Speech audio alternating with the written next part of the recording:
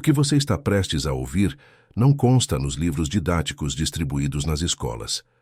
Aqui do Brasil, eu investigo o que o tempo e o mofo dos arquivos militares tentaram apagar por mais de um século.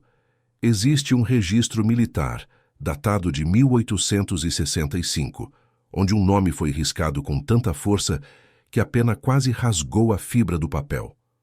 O nome era Joaquim, mas no verso do documento, uma anotação quase ilegível a lápis revelava a verdade oculta: substituto de herdeiro. Era o início de uma fraude que custaria vidas, mas que revelaria um homem capaz de dobrar o destino com a força de sua própria mente. A história começa na fazenda Três Rios, encravada no coração do Vale do Paraíba, onde o cheiro do café se misturava ao odor do suor e da opressão. O coronel Aureliano de Holanda, um homem cujo poder era medido pela extensão de suas terras e pelo medo que instilava, tinha um problema que o dinheiro não podia resolver de imediato. Seu filho legítimo, Bento, era um rapaz franzino de olhos esquivos e mãos que tremiam ao menor sinal de confronto. O Império estava em guerra contra o Paraguai, e a convocação para o fronte havia chegado à porta da Casa Grande como uma sentença de morte para a linhagem dos Holanda. Para o coronel, o escândalo de ver seu único herdeiro morto em uma trincheira de lama, ou pior, fugindo como um covarde diante das tropas de Solano Lopes, era inaceitável. O prestígio da família era o seu bem mais precioso, e ele estava disposto a sacrificar qualquer alma para mantê-lo intacto. Foi então que seus olhos se fixaram em Joaquim, um homem que, para o sistema da época, era apenas uma propriedade, mas que carregava algo que nenhum ouro comprava. Joaquim possuía uma inteligência geométrica rara, um dom que os capatazes chamavam de feitiço, mas que na verdade era uma percepção matemática absoluta. Ele era capaz de calcular o volume exato de uma colheita apenas de olhar para o monte de grãos, sem precisar de balanças ou réguas. Enquanto os outros viam apenas café, Joaquim via vetores, volumes e trajetórias. Uma mente brilhante aprisionada em um corpo que a lei considerava um objeto. Aureliano percebeu que a inteligência de Joaquim era a ferramenta perfeita para a sua traição documental. A solução foi uma falsificação audaciosa. O documento de alistamento seria preenchido com o nome de Bento, mas quem assinaria com a marca do dedo seria Joaquim. Para o Estado, Joaquim passaria a ser o herdeiro dos Holanda. Para o coronel, ele era apenas descarte, uma bucha de canhão enviada para morrer no lugar de seu sangue. O plano foi selado no silêncio do escritório, mas o segredo logo começou a vazar pelas frestas da senzala e pelos corredores da fazenda. O feitor da fazenda, um homem brutal e sádico chamado Getúlio, não perdeu a oportunidade de transformar aquela injustiça em um espetáculo de crueldade. Getúlio odiava Joaquim, não apenas pela cor de sua pele, mas pela superioridade intelectual que o homem exalava sem dizer uma única palavra. No dia do transporte para o porto, Getúlio fez uma aposta pública diante de todos, enquanto as correntes de ferro pesado eram presas aos tornozelos de Joaquim. "Esse aí não vale o sal que come", gritou o feitor para que todos os escravizados e agregados ouvissem. "Dou 2 semanas para virar carniça no pântano paraguaio." Para dar peso à sua maldade, Getúlio apostou 4 onças de ouro com o capitão de mato local, um homem tão sombrio quanto ele. O sistema inteiro acreditava que a guerra seria o fim inevitável de Joaquim, um apagamento necessário para que a mentira do coronel vivesse para sempre. Eles não contavam com a memória cartográfica que Joaquim carregava dentro de si, uma habilidade que transformaria o inferno do campo de batalha em seu tabuleiro pessoal. A jornada até o sul foi marcada por privações e doenças, mas Joaquim permanecia ileso, observando cada detalhe do caminho, gravando cada curva do relevo em sua mente. O destino final era Curupaiti, um lugar que em breve se tornaria sinônimo de massacre e desespero para as tropas brasileiras. Assista até o final para entender como um homem dado como morto desafiou as leis do Império e da própria física. Inscreva-se no canal para que essa investigação histórica chegue a mais pessoas do Brasil. No inferno do fronte, enquanto oficiais brasileiros de alta linhagem morriam por ordens mal planejadas e mapas imprecisos, Joaquim começou a desenhar sua sobrevivência. Ele não disparava apenas balas contra o inimigo. Ele calculava as trajetórias dos projéteis inimigos, prevendo onde a próxima granada cairia com uma precisão assustadora. Em silêncio, ele se tornou o guia informal de um destacamento de elite que estava sendo dizimado pela falta de conhecimento do terreno. Joaquim conhecia o terreno antes mesmo de pisar nele. Sua mente processava as sombras, a inclinação do solo e a densidade da vegetação como dados matemáticos. Em menos de 6 meses, Joaquim não era mais apenas o escravo substituto que deveria ter morrido na primeira semana. Ele havia se tornado o líder tático invisível por trás de vitórias que o comando no Rio de Janeiro não conseguia explicar através da lógica militar tradicional. A tensão subia a cada relatório militar que chegava à capital, pois o nome de Bento de Holanda estava sendo condecorado por atos de bravura que o verdadeiro herdeiro jamais sonharia em realizar. O plano do coronel começou a ruir por causa do próprio sucesso inesperado de Joaquim. Se o escravizado morresse, o herdeiro estaria livre de obrigações e a mentira estaria enterrada sob a terra paraguaia. Mas se ele vencesse e retornasse, ele voltaria carregando uma dívida de sangue que o Estado e a família Holanda não poderiam ignorar sem destruir sua própria reputação. Uma ordem secreta foi então redigida e enviada aos oficiais no fronte, uma ordem que não deixava margem para erros. Eliminem o batedor assim que a última bandeira paraguaia cair, dizia a instrução que selava o destino final de Joaquim. A guerra estava chegando ao fim, mas para Joaquim a verdadeira batalha pela vida estava apenas começando dentro de seu próprio exército. Ele sobreviveu aos tiros do inimigo, mas será que sobreviveria à traição daqueles que ele mesmo salvou? A história de Joaquim é um lembrete de que o registro oficial é apenas a superfície de uma verdade muito mais profunda e perigosa. Inscreva-se no canal agora para acompanhar a segunda parte desta investigação, onde revelaremos como Joaquim escapou das emboscadas e o que aconteceu quando ele finalmente retornou à fazenda Três Rios. O confronto final não seria decidido com canhões, mas com a força de um homem que se recusou a ser apagado da história. Você está pronto para descobrir o que o coronel tentou queimar e o que o feitor Getúlio jamais esperou enfrentar? O silêncio sobre o caso Joaquim está prestes a ser quebrado, aqui, do Brasil. A ordem secreta de execução não viajou por canais oficiais. Ela não foi anunciada por cornetas, nem registrada nos diários de marcha do Exército Imperial. Ela viajou nas entranhas de um envelope lacrado com o sinete de um anel que Joaquim conhecia muito bem, o brasão da família Holanda. O destinatário era o Major Teodoro, um oficial de carreira cujas dívidas de jogo no Rio de Janeiro superavam em muito o seu soldo de combatente. O coronel Aureliano de Holanda sabia exatamente como comprar o silêncio e a obediência dos homens. Ele ofereceu ao major o perdão das dívidas em troca de uma baixa definitiva. A instrução era cirúrgica. Joaquim, o homem que todos conheciam como o herdeiro Bento, deveria desaparecer durante a próxima incursão em território paraguaio. Mas o major não contava com a percepção aguçada daquele que ele subestimava. Joaquim sentia o cheiro da traição como sentia o cheiro da pólvora antes do disparo. A primeira emboscada foi armada em uma região pantanosa, um labirinto de águas paradas e juncos altos que engoliam cavalos e homens sem deixar rastro. O Major Teodoro ordenou que Joaquim liderasse um pequeno grupo de batedores para uma missão de reconhecimento em uma área supostamente segura. Na verdade, o major já havia enviado coordenadas falsas aos atiradores de elite brasileiros, instruindo-os a abrir fogo contra qualquer vulto naquela posição. Joaquim parou na borda da clareira. O silêncio do pântano era ensurdecedor, e a ausência de pássaros indicava que algo estava errado no cálculo daquela paisagem.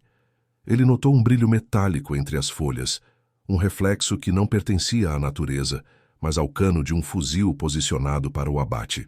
Em vez de avançar, Joaquim ordenou que o grupo recuasse por um caminho lateral, um ângulo que ele havia calculado mentalmente, apenas observando a inclinação das águas.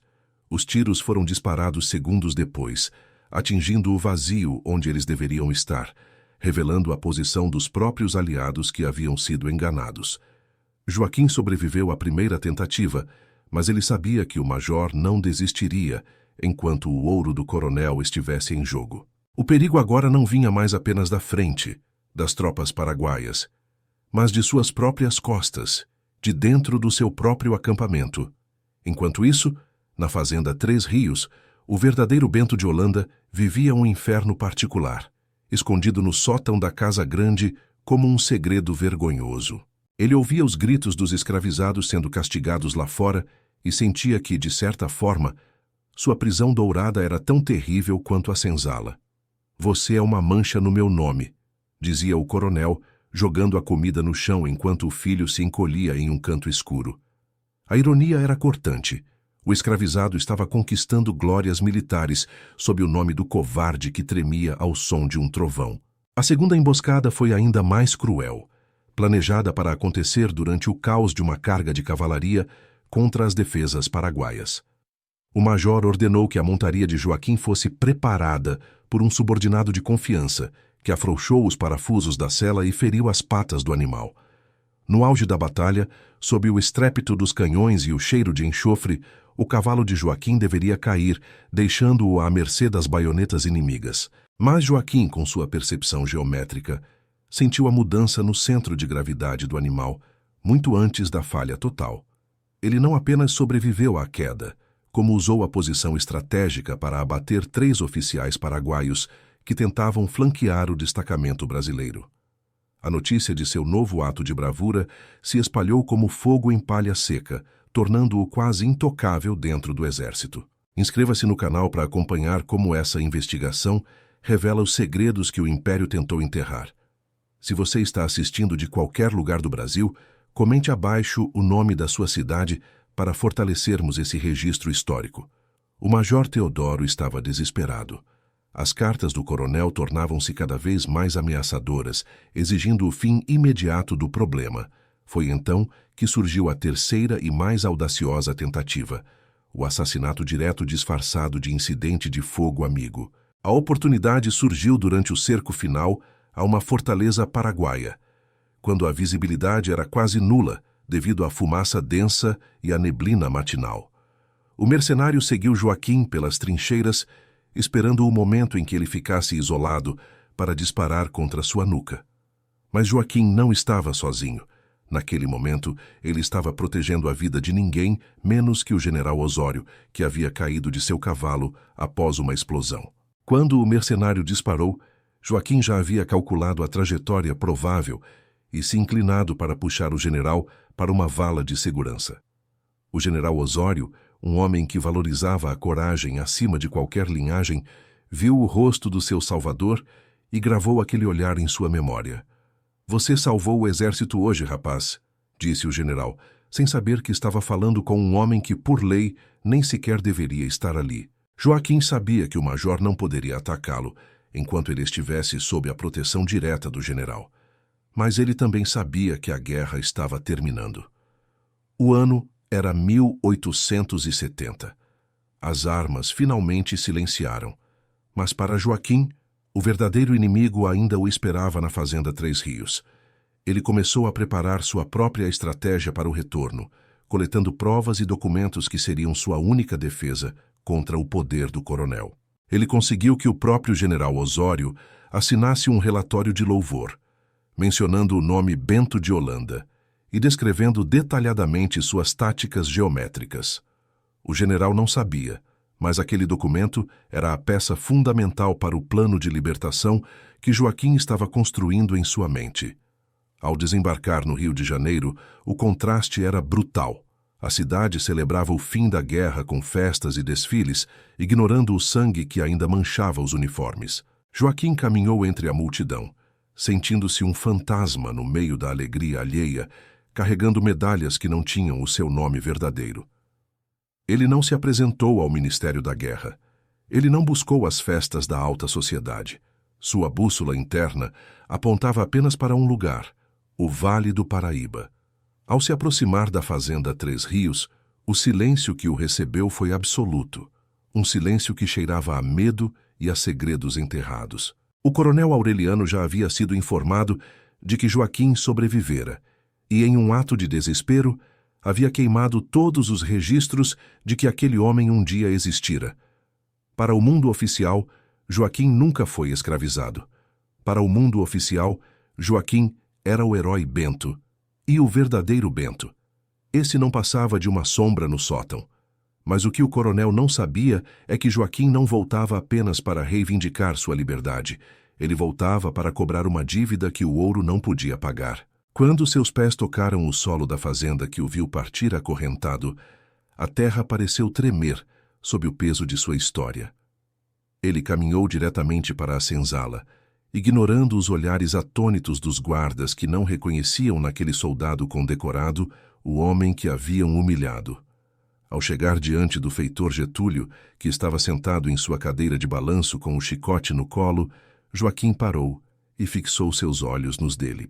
O feitor apostou que ele viraria carniça no pântano, mas o homem que estava diante dele era agora a personificação da justiça que ele tanto temia. O sal que eu comi na guerra, Getúlio, foi temperado com o sangue dos covardes, disse Joaquim, sua voz soando como um trovão num dia de sol. A aposta do feitor estava prestes a ser cobrada, e o preço seria mais alto do que as 4 onças de ouro que ele havia prometido.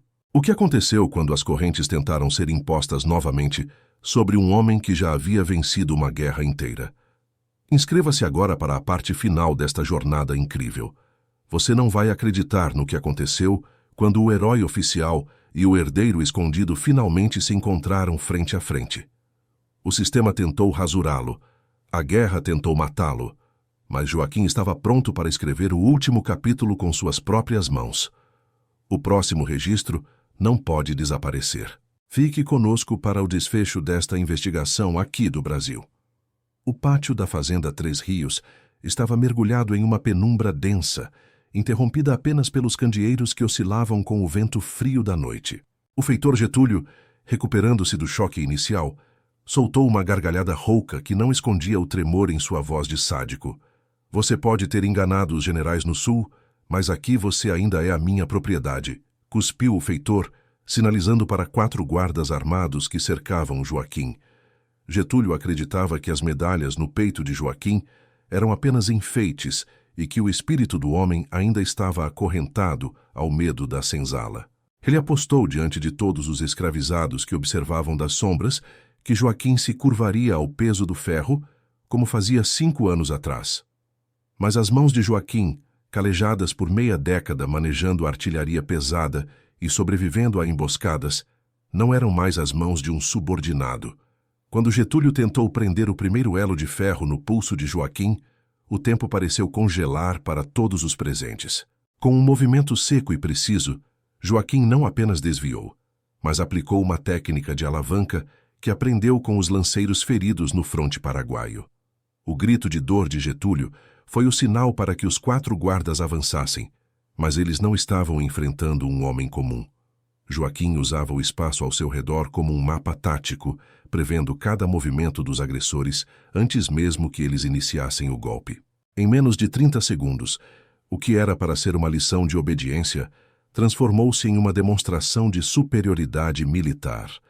As correntes, que Getúlio tentara usar, foram rompidas por Joaquim com um puxão que parecia desafiar as leis da física e da resistência do metal. O silêncio que se seguiu foi quebrado apenas pelo som dos passos pesados do coronel Aureliano, que descia as escadas da Casa Grande com uma pistola em punho. Você cometeu o seu último erro, escravo, rugiu o coronel, o dedo tensionando o gatilho da arma de luxo. Joaquim não recuou. Ele olhou diretamente nos olhos do homem que tentara enviá-lo para a morte para salvar o nome de um covarde. O senhor pode atirar, disse Joaquim, sua voz firme e sem rastro de medo. Mas saiba que, se eu cair, o seu filho Bento será enforcado como desertor em praça pública. Aureliano empalideceu, pois percebeu que Joaquim não estava fazendo uma ameaça vazia, mas apresentando um cálculo lógico inevitável. A tensão naquele pátio era apenas o prelúdio de um confronto que não seria decidido pela força bruta, mas pela destruição da reputação da linhagem Holanda. Inscreva-se no canal para entender como um homem sem direitos legais conseguiu colocar um império econômico de joelhos através da inteligência. Se você está no Brasil e valoriza a verdade histórica, não deixe de acompanhar o desfecho deste caso extraordinário. O confronto final mudou de cenário, do pátio poeirento para a biblioteca opulenta da Casa Grande, onde o cheiro de couro e tabaco tentava esconder o odor da podridão moral. O coronel Aureliano chamou o juiz de paz da província, acreditando que sua influência e amizade seriam suficientes para esmagar as pretensões de Joaquim. Este homem afirma ser Bento de Holanda, começou o coronel, com uma voz carregada de veneno. Mas ele é apenas um fugitivo que roubou a farda e as medalhas de meu filho. Joaquim permaneceu em silêncio enquanto a acusação era lida, mantendo a postura de um soldado diante de seu oficial superior. Quando teve a palavra, Joaquim não implorou por piedade. Ele entregou ao juiz o diário de campanha assinado pelo general Osório e as ordens de serviço originais. Se eu sou um escravo fugitivo, disse Joaquim calmamente, então o general Osório é um cúmplice de fraude e o verdadeiro Bento de Holanda, que está escondido no sótão desta casa, é um criminoso de guerra. O silêncio na sala tornou-se asfixiante enquanto o juiz processava o dilema legal que tinha diante de si. Se o juiz declarasse Joaquim como escravizado, ele teria que processar o filho do coronel por deserção e falsidade ideológica contra o império. Se ele reconhecesse Joaquim como o homem livre que portava aquele nome, o coronel perderia sua autoridade e sua honra seria manchada para sempre. O juiz de paz, um homem que sabia que o império não suportaria um escândalo militar daquela magnitude em meio ao pós-guerra, tomou uma decisão pragmática e cortante. Ele determinou que o coronel Aureliano deveria pagar imediatamente todos os soldos atrasados de 5 anos de serviço militar, corrigidos e em ouro, a Joaquim. Além disso, um documento de alforria plena foi redigido ali mesmo, não como um favor, mas como o reconhecimento de um fato consumado pelo Estado. O preço da liberdade de Joaquim foi a humilhação total da linhagem dos Holanda, que agora deviam sua vida social ao silêncio de um homem que tentaram apagar. Ele saiu da Casa Grande sob o olhar atônito dos criados e do feitor Getúlio, que ainda segurava o braço quebrado com uma expressão de terror absoluto. Joaquim não ficou na fazenda para saborear a vitória. Ele sabia que o sistema que o libertara por medo também poderia tentar matá-lo por vingança. Ele cavalgou até o Rio de Janeiro e entregou cópias de todos os documentos a uma irmandade de homens pretos, garantindo que a verdade estivesse segura em múltiplos lugares. O desaparecimento de Joaquim dos registros oficiais após o ano de 1872 sugere que ele mudou de identidade para proteger sua liberdade conquistada. Dizem que ele se estabeleceu no interior, usando sua inteligência geométrica para ajudar pequenas comunidades a planejar suas colheitas e construções, longe dos olhos do Estado. Inscreva-se no canal para que histórias como a de Joaquim não sejam apagadas pelo tempo. Deixe nos comentários qual outro herói invisível da história do Brasil você gostaria que investigássemos. A Fazenda Três Rios entrou em decadência rápida nos anos seguintes. O coronel Aureliano morreu amargurado e seu filho Bento nunca saiu da sombra da covardia. O que restou daquele confronto foram as marcas das correntes partidas que ainda estão guardadas em um museu privado no interior de São Paulo, como prova de que o ferro não vence a mente. A história de Joaquim prova que a coragem não segue a linhagem de sangue, mas a força de quem não tem nada a perder, exceto o próprio apagamento histórico. Aqui, do Brasil, eu encerro este caso, lembrando que a justiça pode tardar e ser rasurada, mas a verdade sempre encontra um caminho para emergir. O próximo registro está esperando para ser descoberto e nós estaremos aqui para contá-lo. Até a próxima investigação.